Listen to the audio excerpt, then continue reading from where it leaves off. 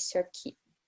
Então, boa noite a todos. Eu sou a Marina Bento, da MOL, e estou aqui para dar as boas-vindas a vocês ao nosso webinar dessa semana. O tema de hoje é Tendências Tecnológicas de 2020 para o Poder Judiciário. E aí, para falar sobre esse tema, a gente está contando com a presença de dois especialistas que eu vou apresentar aqui para vocês agora. Então, nós estamos aqui com o Ademir Milton Piccoli, que é advogado, empreendedor e especialista em governo digital, com mais de 15 anos de experiência na área de tecnologia. Então, seja muito bem-vindo, Piccoli. Olá, boa noite. Muito obrigado pelo convite. Fiquei muito feliz com a oportunidade. Podem contar comigo aí para a gente realizar um bate-papo muito legal. Bacana. E o nosso outro convidado da noite é o Tomás Junqueira de Camargo, que é CEO e fundador da Digesto, especializado em informação e inteligência artificial para o setor jurídico. Então, seja muito bem-vindo, Tomás. Obrigado. Boa noite, Piccoli. Boa noite, pessoal. É um prazer estar aqui com vocês. Agradeço aí a MOL, a todo mundo e fico à disposição. Acho que vai ser bem produtiva a conversa hoje. Legal. Eu que agradeço a presença de vocês, com certeza vai ser muito bacana. Bom, o resto do pessoal vai entrando aqui aos pouquinhos, a gente já vai começar para também não perder muito tempo, né? Então, nosso webinar vai ter a duração de 1 hora, a gente fica junto aqui até às 7 horas da noite. A qualquer momento vocês podem interagir com os convidados, mandando perguntas aqui pelo chat, que eu vou direcionar para eles, conforme a gente for seguindo aqui. Então, no webinar de hoje, a gente vai conversar com o Piccoli e com o Tomás sobre as principais tendências de inovação no judiciário brasileiro e entender como o setor público está se envolvendo em projetos disruptivos hoje em dia, né? E aí, para começar, eu queria que vocês trouxessem para o público um panorama geral de como o judiciário está se comportando hoje em relação às inovações disponíveis no mercado e o que possivelmente pode ter mudado nos últimos meses, né? Então, basicamente, quais foram os impactos aí da pandemia, dessa crise toda dentro desse cenário? Perfeito. Quer começar, Piccoli? Por favor. Tanto faz.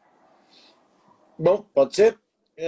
Claro. Na verdade, o que está acontecendo nesse momento de pandemia é uma aceleração com muita intensidade de uso de tecnologia e o movimento de inovação crescendo nas instituições de justiça.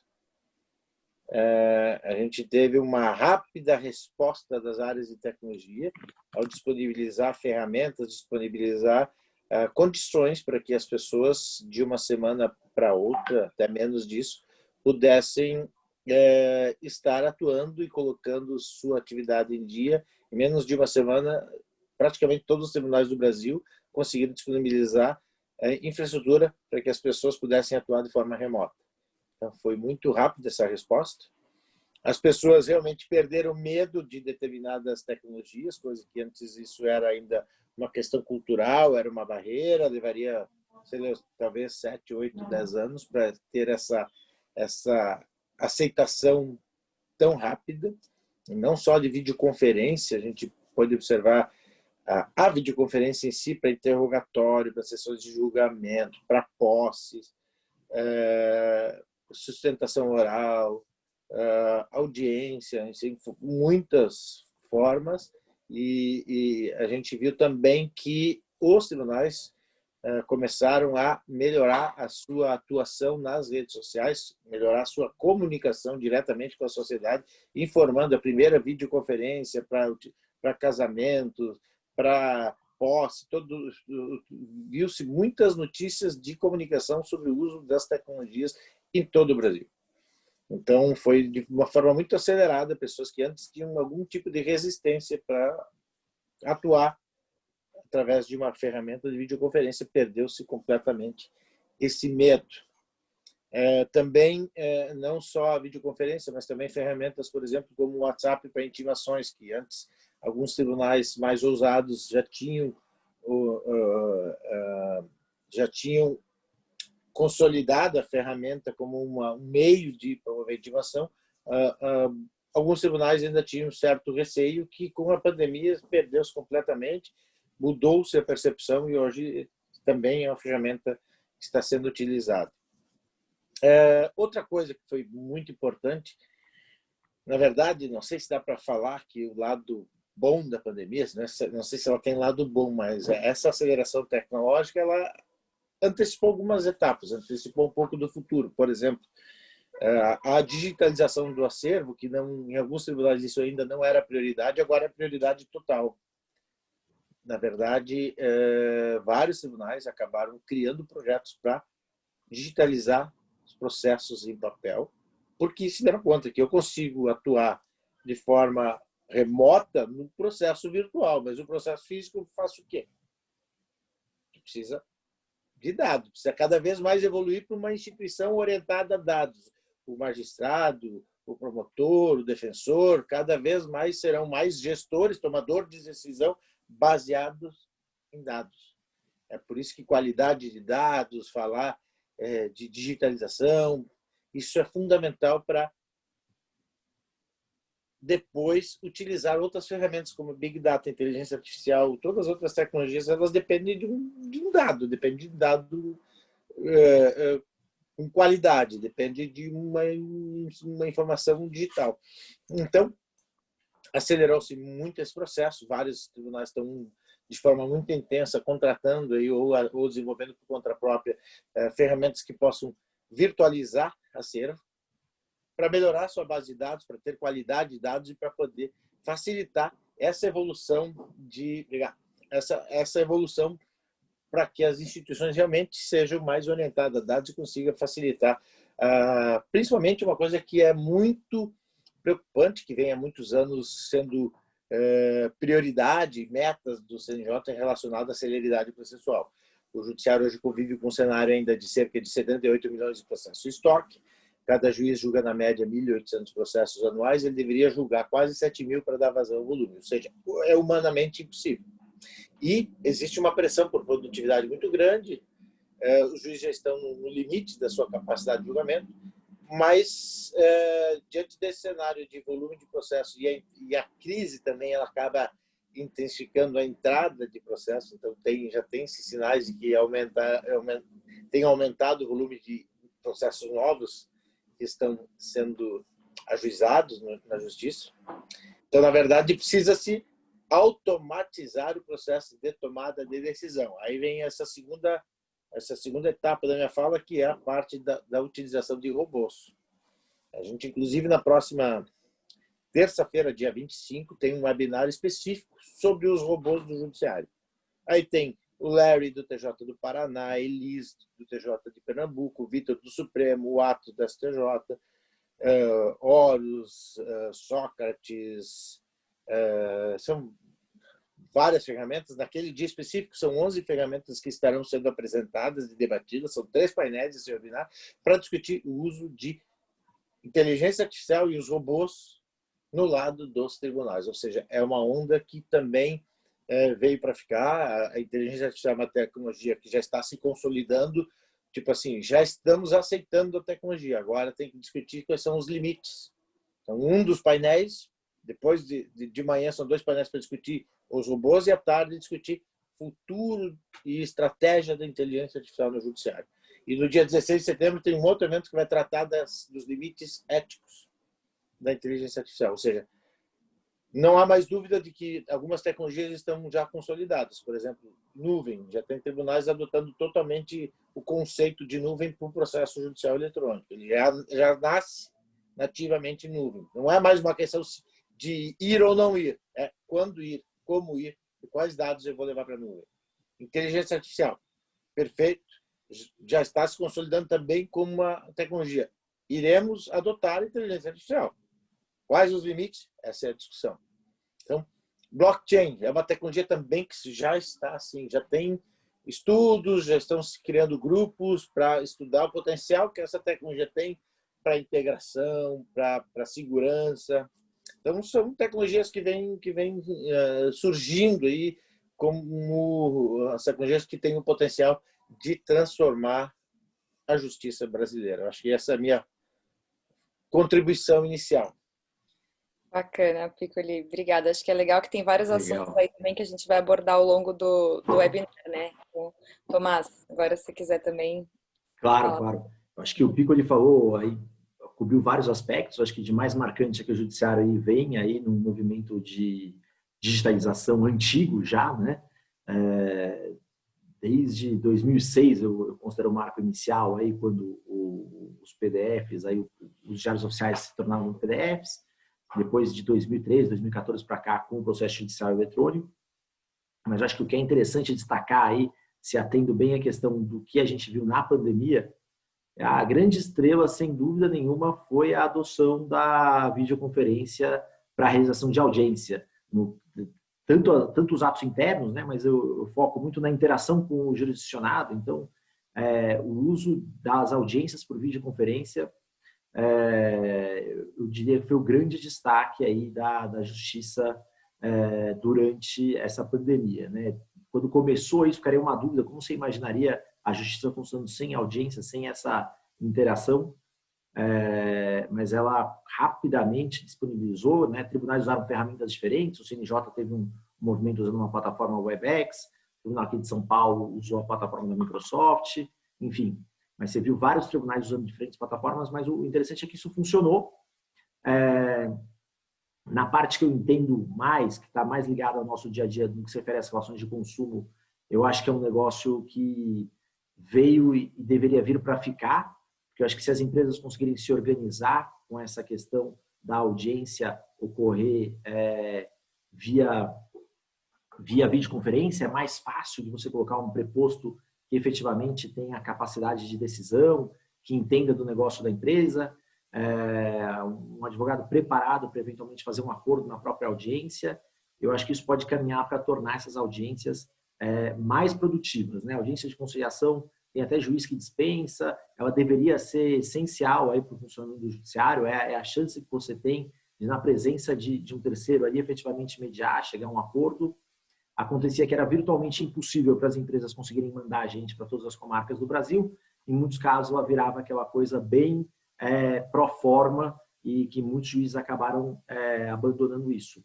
Mas eu acho que se a gente conseguir consolidar o uso aí da videoconferência nessa relação de consumo, pelo menos, que eu acho que seria um grande ganho aí da pandemia.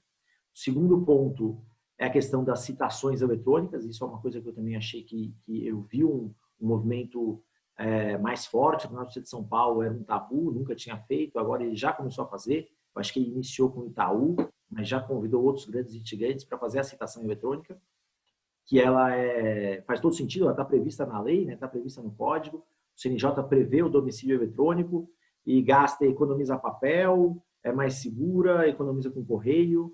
Então, eu não vejo por que isso não ser feito. Eu acho que a pandemia ela agilizou isso em vários tribunais, pelo que a gente pôde observar. O lado ruim é que eu acho que o que dependia de atendimento presencial, como aquelas ações em que a pessoa comparecia ao JEC, a pessoa que tinha que comparecer nas defensorias, etc., isso ficou prejudicado. A gente percebe que as ações que surgiam naqueles plantões judiciários de universidade, tudo isso, o volume caiu significativamente. Isso acaba cerceando aí o acesso de uma camada, até a camada que mais precisa do acesso à justiça, a poder peticionar, a poder, enfim, pleitear os seus direitos e resolver os seus conflitos dessa forma. Então, acho que no que se refere aos advogados, ele lidou muito bem, no que se refere ao uso dessas ferramentas, o judiciário lidou muito bem. Agora, a atenção ao jurisdicionado final, eu acho que é uma coisa que precisa melhorar ainda, em como a gente conseguir facilitar o acesso dessas pessoas ao judiciário, mesmo sem a presença física, ou como fazer isso com segurança. Acho que são esses os pontos aí, bem focados aí no que eu vi durante a pandemia. Legal. Até falando sobre a questão da videoconferência, aqui na MOL a gente teve uma experiência muito interessante, né, com os órgãos públicos que acabaram adotando a nossa ferramenta e foi uma maneira da gente entrar nesse universo oferecendo uma coisa que vai até muito além da videoconferência em si, né, que é a nossa plataforma, mas acho que assim, a necessidade da audiência por videoconferência foi a maneira que o judiciário acabou se aproximando de nós. Então, para a gente foi muito bacana. E aí, hoje, a gente oferece a plataforma completa para a tratativa dos casos, indo além até da vídeo em si. Então foi bem legal esse momento. Óbvio, não foi legal a crise nem a pandemia, mas foi legal ver que trouxe algumas coisas positivas, né? Acho que as pessoas, todo mundo tá se comportando de maneiras diferentes, tá se abrindo para coisas novas que antes não eram imaginadas. Então a gente tem que tirar algo bom de tudo isso no fim, né? E aí, em comparação com os mercados internacionais, né? Queria que vocês trouxessem um pouquinho como vocês enxergam que o judiciário brasileiro esteja se relacionando com novas ferramentas e tecnologias, se comparado aos mercados internacionais. Vamos lá. O que eu acho eu acho que o judiciário brasileiro ele é líder em muitas coisas, né? Acho que até pelo volume de ação que a gente tem aqui, que é muito peculiar nosso. A digitalização, em certa medida, eu acredito que ela tenha começado muito em função, os tribunais às vezes divergem disso, mas olhando externamente, houve uma pressão até imobiliária para começar a digitalização, porque simplesmente os processos não cabiam mais nos tribunais, eles tinham que caminhar uma solução para isso, dada a quantidade de processos que você tem. Não havia espaço físico para os autos dentro das varas, ou se construía outro prédio, ou se migrava para a judicialização. Então, o Brasil ele é muito líder no que se refere a essa digitalização primária, poderíamos dizer assim, né? de tirar o papel e transformar o papel em um meio eletrônico. Eu acho que essa é a primeira etapa da digitalização. Né? Depois você tem transformar isso, como o Piccoli falou, em dados, em inteligência, no uso de algoritmos. Então, eu vejo o Brasil muito líder no que se refere a digitalizar os processos. Quando a gente olha a Europa, a gente imagina que é tão digitalizado quanto não é. Os Estados Unidos também não é. Então, no que se refere à digitalização primária, de levar as rotinas que eram em papel para algo físico, eu acho que para algo digital, acho que o Brasil é super líder. A questão do uso aí de inteligência, né, artificial, ou de algoritmos para tomada de decisões dentro do tribunal. Isso o Brasil nem sei se deve, aí eu acho que é uma outra questão, talvez eu acho que a gente trate mais adiante. Eu acho que tem até algumas questões sobre a aplicabilidade disso, né? A questão da decisão tem que ser justificada, de se entender o que está se decidindo. A inteligência artificial ainda tem um problema muito grande para se explicar o que foi feito. No Brasil, então, o movimento vem sendo como uma ferramenta de suporte, que é o que eu acho correto, mas isso a gente percebe em outros países. Os Estados Unidos já tem várias iniciativas, especialmente o que me parece até muito estranho, olhando de fora, né, como não estando participando lá na área criminal até, para definir algumas medidas, algumas restrições que eles impõem a alguns apenados, você preenche um algoritmo, faz algumas entrevistas e eles têm algumas decisões de forma automática. Não que eu ache isso positivo, mas nesse aspecto você percebe que eles estão caminhando, estão adiante da gente. Talvez se o adiante é bom ou ruim, eu acho que a gente pode tratar mais para frente. Mas eu vejo alguns estados americanos bem avançados nisso, em começar a automatizar e usar inteligência e estatística no processo de decisão. Mas no que se refere à digitalização, a levar tudo que estava físico para o digital, de tudo que eu conheço, o Brasil efetivamente é líder nisso. Legal. Piccoli, gostaria de acrescentar? Na verdade, o sistema judiciário brasileiro é bastante complexo. Então, é difícil até comparar, porque o volume de processos é imensamente superior. Assim, basta ver que o maior tribunal do mundo é o Tribunal de Justiça de São Paulo. Eu lembro bem quando eu assumi a assessoria da presidência do Tribunal de Justiça do Rio Grande do Sul, que foi em 2011, eu fui fazer um tour internacional para entender como era o judiciário em outros países. E aí eu consegui marcar uma reunião com o ministro responsável pelo processo de modernização de toda a justiça na Espanha.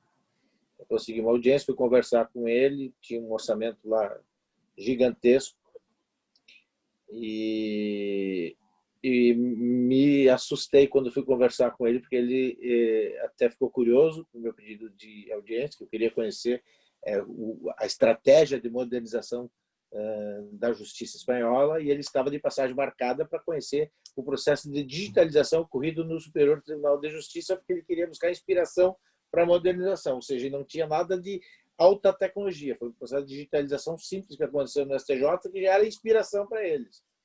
Fui aos Estados Unidos, também é muito diferente a concepção. Então, e na verdade, o ano passado teve aquele encontro dos BRICS no Brasil, também chegou-se à conclusão que o Brasil, em relação à adoção de tecnologia, está entre os mais avançados. Poucos países do mundo têm mais tecnologia que o Brasil. Por exemplo, a China é um país que tem tribunais totalmente online, principalmente para crimes relacionados à internet, crimes relacionados à tecnologia. Eles são totalmente sem papel, totalmente virtuais. Eles têm um sistema, realmente um sistema único para toda a justiça. Tem alguns avanços em relação à tecnologia, realmente usam inclusive óculos de realidade virtual, etc. O avanço na China é bastante impactante, mas tirando a China, o Brasil, em relação à tecnologia, em relação à inovação tecnológica, ele não fica atrás. Não. Ele está, inclusive, bem mais avançado que vários países. Bacana. A questão toda é o volume de processos, né? A questão toda, a maior dificuldade do Brasil é a quantidade de processos, a quantidade, o volume de processos que são julgados na nossa Corte Suprema é um absurdo. É incomparável, não tem nada parecido no mundo. Então, essa é a questão, é o excesso de judicialização. Por isso a plataforma de vocês, por exemplo, ela vem a atender um pouco disso, a diminuir um pouco a entrada de processo. Acho que isso é importante para a justiça ter meios alternativos que possibilitem ao magistrado usar inteligência. Não é uma medida só que vai resolver isso. Não é só aumentar a mediação e conciliação, não é só usar a inteligência artificial, mas o conjunto de diversas iniciativas pode melhorar muito esse status. Por exemplo, usar a inteligência artificial para julgamento de processo de execução fiscal, que responde por 30% de todo esse volume, é uma medida que já é tranquila. A gente já tem várias ferramentas testadas, prototipadas para processos de execução fiscal, que conseguiria atingir uma celeridade incrível. Foram feitos vários testes, tanto de ferramentas de startups, ferramentas desenvolvidas internamente. Já se mostrou que a acurácia é incrível, que o erro é infinitamente inferior ao erro humano, então você conseguiria resolver boa parte do volume de processos. Uma série de medidas, aumentar o número de conciliações, usar a inteligência artificial para processos que são menos complexos, que são de natureza similar, a exemplo das execuções fiscais e outras medidas. O conjunto de várias medidas tende a melhorar muito a capacidade de julgamento e acelerar, porque hoje a entrada de processo da justiça ela entra de forma industrial e a escala ela entra em escala industrial e a saída ainda é artesanal. A gente precisa melhorar a qualidade dos dados para possibilitar o juiz que seja cada vez mais gestor, que ele tome decisão baseada em dados, e ele se dedique o tempo a julgar processos que são mais complexos, que ele demande mais tempo para estudar, são processos novos, mas aquilo que é repetitivo não faz sentido ser julgado um a um. Exato. Não, eu acho que é bacana esse ponto, porque o Brasil é o maior litigante do mundo per capita, né? Então, até para quem não sabia desse dado, por isso que tanto o Piccoli quanto o Tomás trouxeram esse ponto, porque realmente a cultura do Brasil, ela é uma cultura do litígio, né? Então, o primeiro ponto realmente é um ponto cultural de mindset das pessoas, que tem que ser mudado, a gente acredita pelo menos que tem que ser mudado, e exatamente por isso é que o Brasil deveria ser o país que mais procura, mais busca inovação, né, no judiciário. Então é legal saber que a gente já está num caminho para isso, e comparado com outros países também, a gente está num ritmo bacana aí, que a gente espera que só melhore no futuro, né? A gente recebeu uma pergunta aqui, que eu vou fazer para vocês, da Cecília Meirelles. Então, boa noite. Esse webinar já começou com pontuações interessantes. A Justiça Federal do Rio Grande do Norte, sob os cuidados do Dr. Marco Bruno, inspirado no Laboratório de Inovação da Justiça Federal de São Paulo, IJuSP Lab, criou um laboratório lá e, através do Legal Design e Visual Law, está totalmente humanizando seu espaço na comunicação e também nos documentos. Vocês acham que esse jurista gestor é a nova realidade do judiciário? E fica aí a pergunta para vocês. Eu acho que seguramente sim, né? Seguramente é necessário. A inovação, ela tem que partir até pela característica do judiciário, a forma como ele é organizado. É muito difícil que isso venha totalmente de forma externa, né? Isso vai depender do trabalho aí de juízes, dos servidores, e existem excelentes trabalhos como esse do Rio Grande do Norte, infelizmente eu não conheço, gostaria de conhecer bem, mas aqui o de São Paulo, da Justiça Federal, eu conheço o trabalho, eles fazem um excelente trabalho, e é necessário, eu acho que dentro da justiça, eu acho que a gente vai assistir aí nos próximos anos juízes, como já vem acontecendo um pouco na prática privada, mas juízes que conseguirem unir o conhecimento tecnológico ao conhecimento jurídico, eu acho que eles vão ter muito destaque e é necessário isso para a gente conseguir usar todas essas ferramentas. Essas ferramentas, elas dependem, você não consegue impor ela, né? Ela depende do conhecimento de quem está lá, de quem está usando isso no dia a dia, e eu não vejo como isso ser diferente, senão partindo aí dentro interna corporis, né? O próprio corpo do judiciário vai ter que assumir essa medida. Eu acho que externamente consegue-se fazer muita coisa, mas se não houver uma adesão interna, se os próprios juízes não se conscientizarem disso, e eles vêm se conscientizando, não é uma crítica aí, é reconhecendo que esse movimento está acontecendo, eu acho que é para onde vai o futuro, sim. Não todos, né? A gestão também, ela nunca não é a base inteira, mas seguramente você vai ter lugar, e eu acho que os tribunais, aí, como forma de organização, eles têm que ver como possibilitar isso, né? Como dar os mecanismos adequados para aqueles juízes que queiram fazer esse movimento, fazerem esse movimento, que é do trabalho deles que a gente vai conseguir escalar isso num segundo momento para todo o judiciário. Mas o Pico, ele conhece muito melhor que eu essa questão dos laboratórios de inovação, seguramente tem muito a somar, por isso que eu já falei antes, para falar rapidinho. Pico, passo aí para você. Tá bom, eu estava olhando o chat aqui para ver o que o pessoal está comentando. Na verdade, o movimento de inovação ele ganhou uma intensidade incrível. Nos últimos anos, ele já vinha no crescimento. O primeiro foi o IJuSPLab, da Justiça Federal de São Paulo, que inspirou vários outros, como, por exemplo, lá no Rio Grande do Norte, tem 3 laboratórios de inovação, um em Natal, em Açu e em Mossoró. Ele criou a partir do IJuSPLab. E já foram criados em várias outras seccionais da Justiça Federal, no Rio Grande do Sul, Santa Catarina, no Paraná, no Espírito Santo, Rio de Janeiro, Paraíba, vários laboratórios foram criados. A Justiça Estadual também, os tribunais de justiça vêm criando laboratórios de inovação.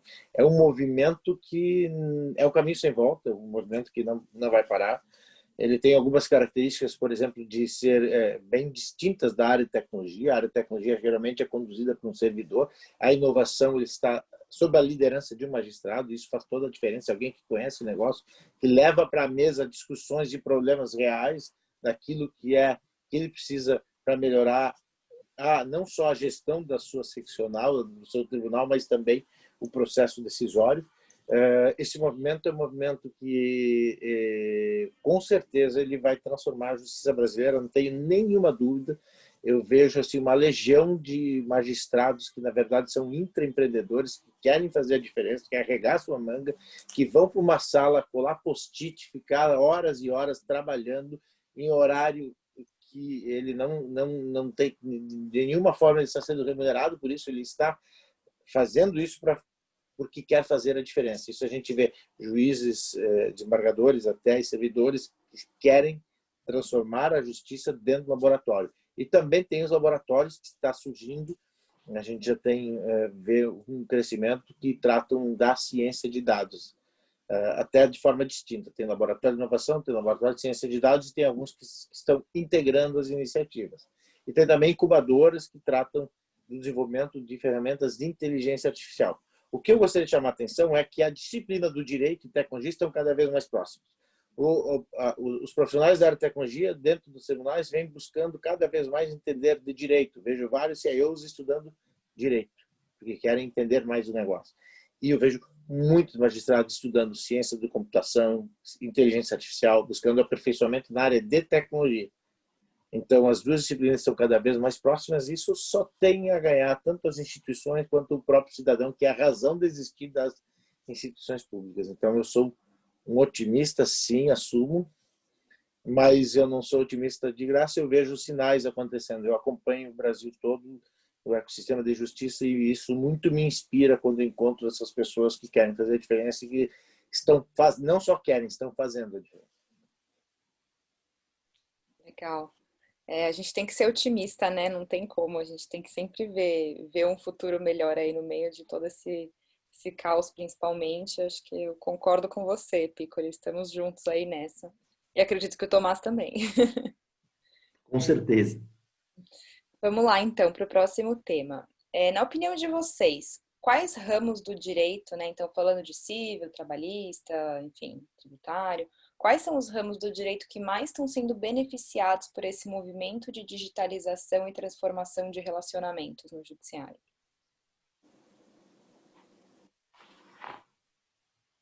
Piccoli, te dou a dianteira dessa vez.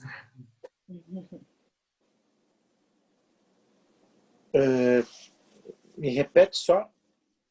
Quais os ramos do direito que estão sendo mais beneficiados por essa transformação Os digital, ramos né? do direito. Então, falando de trabalhista, de civil, de tributário, quais são, assim, dessas segmentações, quais são as que estão sendo Mas mais tu está falando do direito ou das instituições da justiça?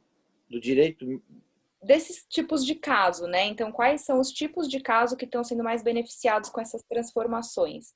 Então, casos trabalhistas, casos cíveis, talvez por questão da gente ter muitos casos cíveis de consumidores no Brasil, por exemplo, ser muito alto Que o estão volume. sendo beneficiados, na verdade, eu não vejo muita diferença. Na verdade, a Justiça do Trabalho, ela teve ela priorizou há mais tempo a questão da informatização dos tribunais, ou seja, foi o primeiro segmento de justiça a ser totalmente informatizado, tem um sistema único no Brasil.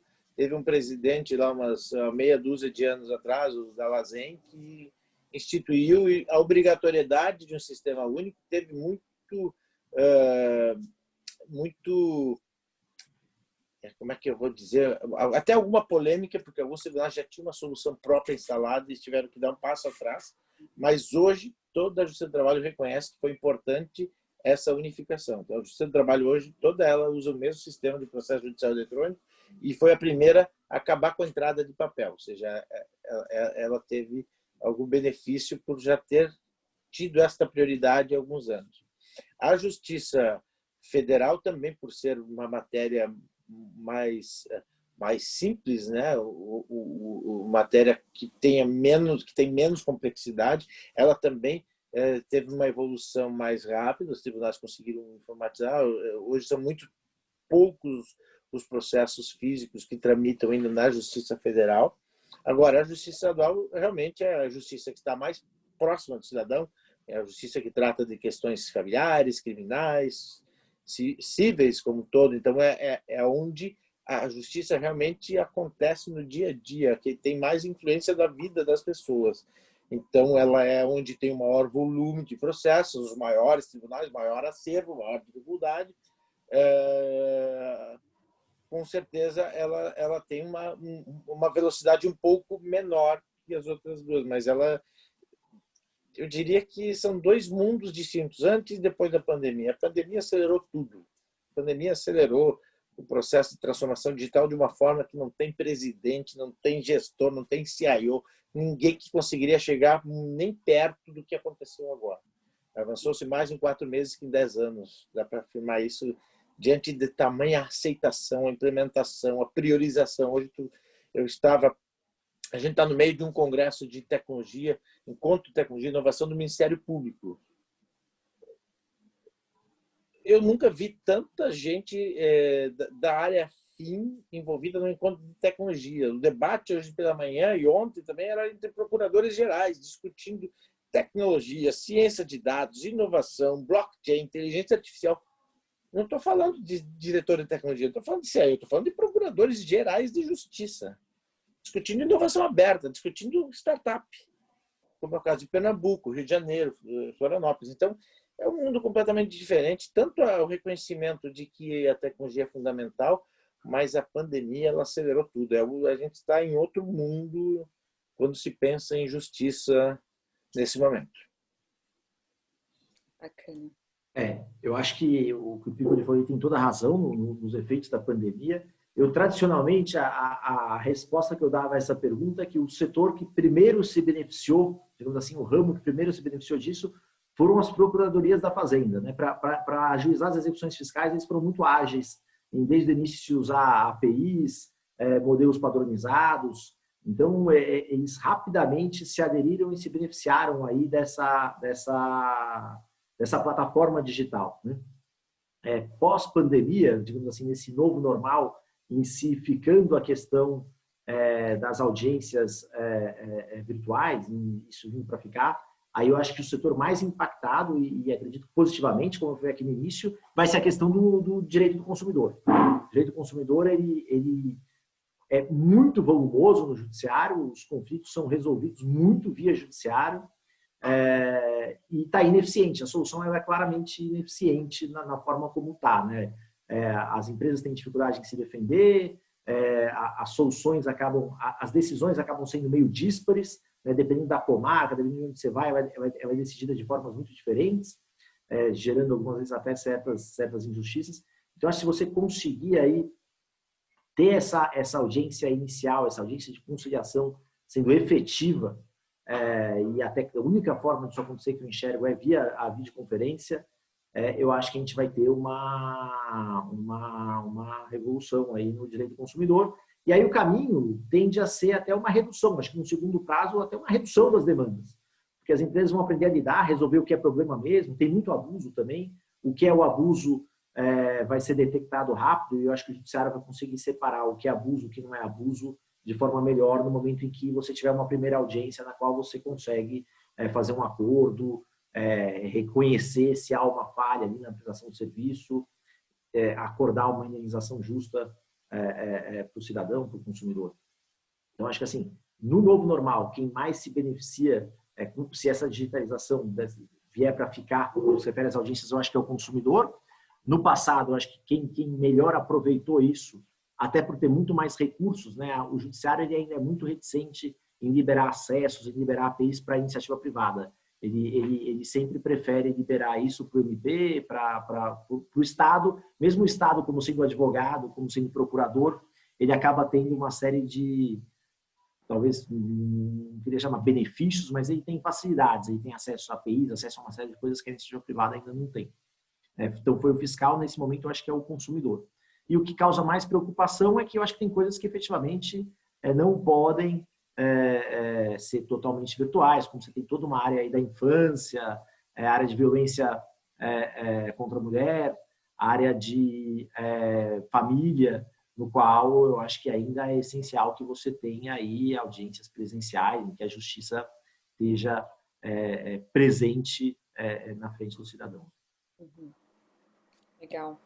E aí, falando de novo um pouco sobre indicadores e dados, né? Vocês comentaram um pouco lá na primeira pergunta, mas a gente vê hoje um movimento muito forte em direção a esse data-driven, né? Que é o conceito de você ser realmente guiado por dados. Então, as instituições, pessoas, organizações estão buscando cada vez mais coletar e organizar dados de forma inteligente para tomar decisões mais assertivas, mais direcionadas. Então, eu queria que vocês contassem na experiência de vocês se isso também está acontecendo no judiciário, né? Porque, pelo que vocês dois já trouxeram no começo, como isso está acontecendo, né? E qual é a real importância disso para o nosso judiciário? Perfeito. A gente tem uma experiência muito grande nisso, mas aí muito no setor privado, né? Em organizar os dados do judiciário para as empresas conseguirem aí entender qual que é o perfil do litígio, até para acadêmicos, enfim, a gente coopera aí com uma série de universidades e uma série de pesquisas, para se dar o acesso. Uma das coisas que eu acho que o judiciário tem que melhorar, o CNJ vem fazendo iniciativas nisso, em tornar os dados do judiciário mais abertos à sociedade em geral, né? Estão com um projeto de API agora que a gente está torcendo para que saia logo, que deve facilitar, mas ainda é muito custoso para o cidadão, para o litigante conseguir ter os acessos aos dados de forma consolidada, né? A gente acaba fazendo isso, faz isso com um grande custo, dado que os tribunais têm uma série de barreiras na coleta de dados, etc. Mas as empresas, os grandes litigantes, eles vêm cada vez mais usando esses dados e vêm tendo resultados significativos, né? O primeiro deles, eu acho que houve um aumento na captura de abusos do Poder Judiciário, que as empresas muitas vezes não sabiam que isso estava acontecendo, de ações fantasiosas. Isso acabou gerando até alguns trabalhos em conjunto com a OAB e com o Poder Policial e infelizmente, levou aí, felizmente, né? Infelizmente, haviam maus advogados que faziam uso desse expediente, mas felizmente a transparência, o acesso a esses dados agregados conseguiu visualizar isso. Então, o que eu vejo que o primeiro setor que se beneficiou disso foi exatamente a detecção dessas fraudes processuais, que, ao se ver consolidada, era um negócio muito maior do que parecia ser. É uma grande operadora de telefonia, ela consegue ver o que está acontecendo com ela, com o concorrente, com outro concorrente, de repente você percebe que determinado advogado entrou com 700, 800, 1000 ações em uma semana, que é um número pouco provável de um advogado que você nunca tinha visto falar. Como é que ele conseguiu captar tantos clientes em comarcas completamente diferentes? Então, as empresas vêm usando, acho que o caminho é muito grande, dá para fazer muitas coisas, mas a primeira etapa que está sendo feita nisso é a detecção de fraudes processuais, mapeamento aí das decisões, para se calcular aí régua de acordo, exatamente quanto que estão se precificando aí danos morais, etc. Eu acho que essa foi a primeira iniciativa, o primeiro uso da iniciativa privada vem sendo esse, aí de detectar essas grandes tendências, né?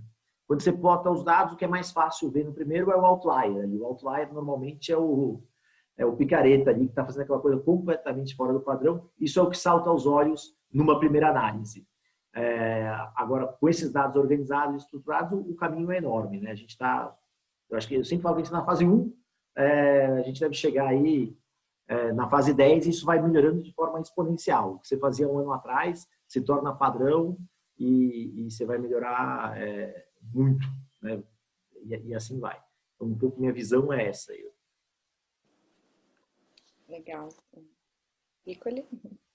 Na verdade, isso também é uma tendência, né? Melhorar a qualidade dos dados, tanto internamente para a decisão, quanto melhorar. E aí existe hoje um certo, não dá para dizer conflito, mas existe ainda um entendimento de que, do lado das empresas, precisa ter uma solicitação, uma movimentação para que se acesse de forma mais adequada os dados da justiça. E no lado dos tribunais também ainda alguma preocupação com segurança, tentando proteger ao máximo as informações. Acho que isso está na pauta, como o Tomás comentou, o CNJ, inclusive, estava para sair nesses dias, né? Uma regulamentação aí para facilitar esse acesso e definir uma política, né? Acho que isso que é importante nesse momento. Mas eu acho que é uma questão de tempo, isso vai facilitar e vai melhorar muito essa interação tanto das empresas, startups, os próprios cidadãos, que são quem tem o interesse direto nos seus processos que estão tramitando dentro da justiça. Com certeza. A gente recebeu mais uma pergunta aqui, deixa eu abrir aqui, do Davi, vamos lá. Então, como já foi colocado, devido à pandemia, a Justiça teve que acelerar todo o processo de digitalização e aplicação de tecnologias que já existem há algum tempo, como inteligência artificial, automação, entre outras. Na visão de vocês, existem outras tecnologias que já são utilizadas em outros segmentos e que também têm grande potencial para serem utilizadas no judiciário? Blockchain, por exemplo, sim. Hoje pela manhã a gente estava comentando sobre o potencial que essa tecnologia tem dentro para resolver a questão de certidões, de atestados. É uma tecnologia que já tem os primeiros casos. Foi apresentado hoje o caso da ANAC. Já tem uma recomendação do TCU para que o governo federal avalie essa tecnologia como uma tecnologia que tem um grande potencial de desburocratização, de transformação, não só da justiça, mas de todo o setor público brasileiro. Então, é uma das tecnologias que desponta aí, no meu ponto de vista, com um potencial tão impactante quanto a inteligência artificial. Eu acho que são essas tecnologias: nuvem, big data, inteligência artificial, blockchain, que vem também trazendo dentro dessa questão de segurança da informação, que é uma das preocupações, né? Eu acho que são as principais tecnologias hoje que têm um potencial grande de transformar a justiça. Eu tô totalmente de acordo, inclusive no que se refere à blockchain, porque quando a gente foi para o digital, né, a gente perde um pouco daquela segurança. Quem disse que aquela página vai estar lá sempre? Há muito pouca governança sobre os sistemas de gestão dos tribunais, né? O jurisdicionado sabe muito pouco sobre... ninguém audita aquilo, como esses sistemas podem ser auditados. Graças a Deus vem funcionando tudo bem. Mas eu acho que qualquer sistema público, ainda mais um sistema que mexe com a liberdade, com o patrimônio das pessoas, ele tem que ser confiável. A sociedade tem que confiar nele. Não tivemos nenhum grande problema até hoje, mas a forma de se mitigar isso, de você ter certeza que os dados estão lá, que os dados são imutáveis, são permanentes, não serão adulterados, que um processo foi distribuído e foi encerrado. A forma disso acontecer de forma digital era o blockchain. Antigamente você tinha o Diário Oficial ele tinha essa função de ser um blockchain físico, né? Se imprimiam as distribuições do processo, se imprimiam as movimentações do processo, então você não conseguia sumir com aquilo. Na pior das hipóteses, você ia lá no arquivo central, manuseava as páginas e achava, você tinha evidência de que aquilo aconteceu. Na migração para a forma digital, como ela foi feita, em alguns tribunais que abandonaram completamente as publicações para o Diário Oficial, se tornou uma fragilidade do sistema, ao meu ver. E eu acho que a maneira correta não é voltar a imprimir o Diário Oficial, mas é você ter um sistema de escrita desses dados em blockchain, que a blockchain é uma coisa que ela garante a perpetuidade, a perenidade, principalmente a integridade desses dados. Então, acho que é algo que seguramente devia estar fazendo parte de forma mais ativa. Existem conversas, mas ainda preliminares. Todo esse sistema novo que o CNJ está disponibilizando de intimação processual já poderia ter algum componente em blockchain, algum componente de publicação da perenidade desses dados.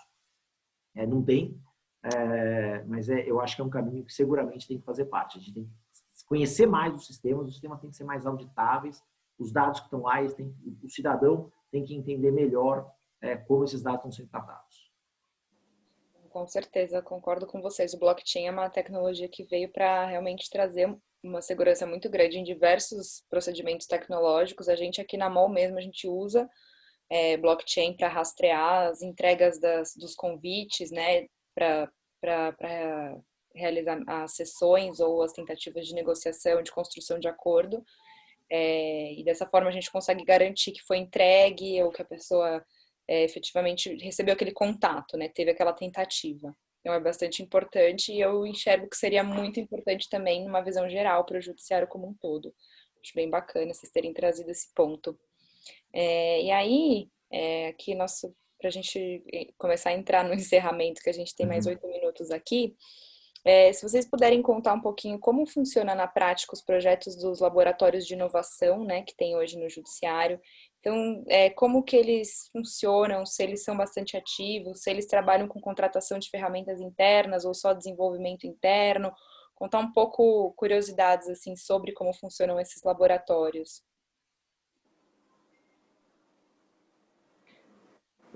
O Piccoli é o grande especialista. Então, de novo, como eu vou falar aqui rápido, eu acho que, até fugindo um pouco ao tema dos laboratórios, que eu conheço quase que só como jurisdicionado, de ter participado de alguns congressos, etc., eu conheço pouco, eu não sou a pessoa adequada para falar, mas muito do que acontece na Europa, quando a gente olha a questão da inteligência artificial, e aí talvez puxando um pouco a sardinha para o lado das startups, para o nosso, para o lado da MOL, etc., você tem planos nacionais de inteligência artificial, né?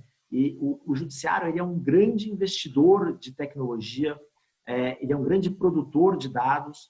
Então, eu acho que ele tem que ver não só como resolver o problema dele, mas como, ao resolver o problema dele, fomentar toda uma indústria de prestação de serviço e de fornecimento de tecnologia para a inteligência artificial nacional, que vai estar aqui, que vai funcionar, que vai gerar conhecimento, que vai treinar funcionários que, num momento, podem estar trabalhando na questão do judiciário, Mas criada essa tecnologia, criado esse cluster, esse hub de se produzir esse conteúdo e essa tecnologia aqui, isso vai acabar gerando externalidades positivas para toda a cadeia de tecnologia da informação brasileira. Que a pessoa é treinada aqui no Digest, a gente tem funcionários que saem do Digest, vão para o Nubank, vão para não sei aonde, são pessoas que foram treinadas a resolver um problema ali do judiciário, dominam o ferramental de dados, de inteligência, etc., e depois eles vão acabar sendo uma mão de obra que vai estar sendo usada aqui no Brasil para resolver N outros problemas, não só do judiciário. Eu acho que esse protagonismo em não só resolver o problema dele, mas em pensar em como eu consigo fomentar e criar uma indústria nacional de dados, de inteligência artificial. Eu acho que o judiciário, isso eu sinto falta no judiciário, eu acho que ele precisa melhorar isso, se enxergar como um protagonista de mudança geral. É isso que eu queria agregar aqui. E agora passo a palavra para o especialista nos laboratórios aí. Na verdade, não tem um modelo pronto, não tem um modelo, como que eles funcionam. Depende. O Juspilab funciona de um jeito, a Polícia Federal do Rio Grande do Sul de outro. Existem o movimento de inovação, existe quase que uma unanimidade que é necessário ter uma iniciativa, e não necessariamente um laboratório, mas um programa de inovação, uma política de inovação, um comitê, uma governança de inovação. Os laboratórios, eles têm, como eu comentei anteriormente, esse movimento está crescendo. Existem laboratórios que estão sendo criados já de olho na Agenda 2030, já pensando nas questões de sustentabilidade. Existem laboratórios que estão amparados totalmente numa parceria com a Universidade Federal, como já foi citado aqui, o Laboratório de Inovação da Universidade Federal do Rio Grande do Norte, que ele é amparado pela parceria com a universidade. Existe um programa lá chamado Residência em TI, que os alunos passam um dia na universidade e 4 dias dentro da justiça, ajudando a desenvolver soluções. Ou seja, ele consegue, ao custo de uma pós-graduação, uma mão de obra qualificada, de baixo custo, para que possa fortalecer a criação de soluções dentro da justiça. Existem programas de inovação totalmente abertos, como é o caso do Ministério Público de Pernambuco, que ele abriu os seus desafios, contratou Porto Digital, que a partir de 14 desafios no primeiro ciclo apresentados pelo Ministério Público, vieram 40 propostas que foram passando por triagem e viraram 5 startups que estão sendo aceleradas pelo Ministério Público de Pernambuco. Aceleradas mesmo, investindo. Discutindo roadmap do produto, inclusive com participação no resultado. O Ministério Público é sócio dessa etapa. Ou seja, o mundo mudou. O negócio de que algumas coisas que até alguns anos atrás era impossível de acontecer, hoje a gente tem o setor público acelerando startup, tendo participação, e o resultado dessa participação do Ministério Público de Pernambuco, ele é reinvestido em novos ciclos de inovação. E tem surgido várias ideias, vários projetos muito incríveis dentro desse ambiente de inovação do Ministério Público de Pernambuco. Ou seja, eu tenho um laboratório que está olhando para a gestão, para apoiar o magistrado na tomada de decisão, buscando desenvolver ferramentas que possibilitem uma melhor gestão da instituição. Eu tenho laboratórios que estão ancorados na parceria com a universidade, tem inovação aberta, ou seja, existem vários tipos. O que tem que se ressaltar é que o movimento está crescendo e que isso é um caminho sem volta e que cada vez mais a gente vai ter o surgimento de soluções dentro dos laboratórios, e um diferencial muito incrível que é a liderança desses laboratórios não é do setor de tecnologia, é da área de negócio. Então, isso faz toda a diferença, porque alguém que está com o dia a dia, faz parte da sua rotina a resolução de problemas, e ele vai para o laboratório pensando em como usar ferramentas e métodos para melhorar, a encontrar soluções para os seus problemas. Legal, muito bacana.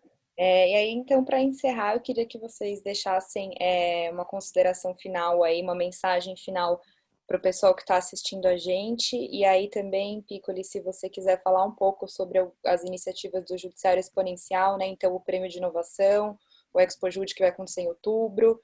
Então, se vocês puderem deixar uma última mensagem aí, fiquem à vontade. Se tu me der 1 hora para falar, eu vou falar do que você está fazendo. Eu adoraria. Na verdade, é muito intenso o que a gente está fazendo, está trabalhando muito em função da demanda. São hackathons, oficinas online, são os eventos, encontros, a gente organiza encontros para cada um dos segmentos da justiça, a gente faz a curadoria de conteúdo. Tem aí 2 livros esse ano, o novo marco legal da ciência, tecnologia e inovação e casos práticos, como contratar inovação a partir do marco legal. Vem aí a 2ª edição do livro, Judiciário Exponencial, são 7 premissas para acelerar a inovação e o processo de transformação. A obra física está esgotada, mas ele em digital é só entrar no site, ademirpiccoli.com, você consegue adquirir. Mas a gente já vem com uma nova edição até o final do ano. E o livro do Marco Legal, ele vem agora no final de setembro.